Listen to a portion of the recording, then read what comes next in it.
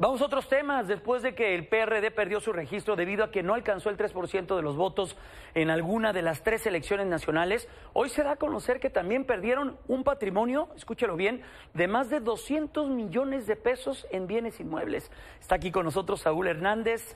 Nos tienes los detalles, Saúl. ¿De qué se trata y ante qué estamos? Buenas noches. Buenas noches, Jaime. Pues efectivamente el PRD al haber perdido su registro nacional, pero también haber perdido su registro en 19 estados por no haber alcanzado el 3% de la votación en las elecciones locales de este año, perdió una serie de inmuebles que pertenecían al partido político. Una vez que el partido político desaparece, pues ese patrimonio también se va. Y estamos hablando de un patrimonio de al menos 200 millones de pesos, contando no solamente las propiedades que correspondían al Comité Ejecutivo Nacional, sino también al Comité Ejecutivo, a los comités ejecutivos estatales. Déjame decirte que no todos los estados transparentan su información en la plataforma de transparencia. Y entonces, pues te digo que es al menos 200 millones. Muchos estados tienen oculta esa información, están en la opacidad, pero también serían propiedades que estarían extinguiéndose. Y por otro lado, hay estados donde el PRD sí conserva su registro. Específicamente son 3 estados. De esos 3 estados, 5 sí reportan en la plataforma de transparencia el número de propiedades que tienen y a cuánto ascienden. Estamos hablando de Ciudad de México, Estado de México, Zacatecas, Baja California Sur y Guerrero.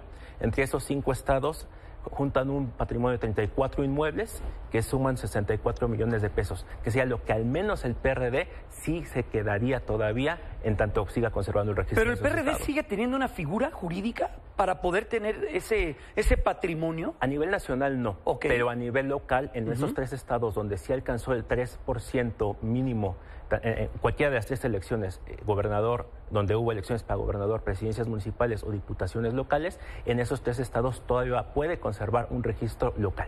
Por ejemplo, en Ciudad de México apenas hace un par de semanas. O sea, este edificio de Benjamín Franklin está ahí en vilo.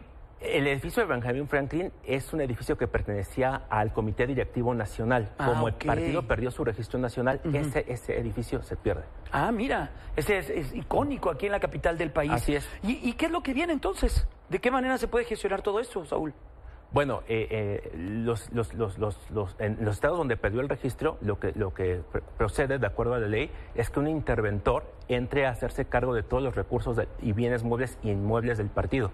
Y este interventor lo que hace es utilizar ese patrimonio para pagar todas las deudas del partido. O sea, liquidación de nóminas, adeudos al SAT, adeudos a proveedores, adeudos a acreedores, y lo que sobre se regresa a la tesorería de la Federación. Sí, pues al final del día, Saúl, es dinero público. Los partidos políticos viven de dinero público. Así es, y en el caso de los estados donde el PRD aún conserva el registro local, esos inmuebles que pertenecen a la dirigencia o que administran las dirigencias estatales, esos inmuebles todavía pueden pertenecer en su patrimonio. No, pues qué interesante, Saúl Hernández. Muy interesante todos estos detalles que nos acabas de brindar. Pues hay que estar pendiente, ¿no?, de lo que vaya a suceder con el futuro, al menos a nivel local, del Partido de la Revolución Democrática, que parece mentira, pero pues hace muy poco todavía competía en esta ciudad, pero bueno, vimos una desbandada, se formó Morena y ya la historia la conocemos.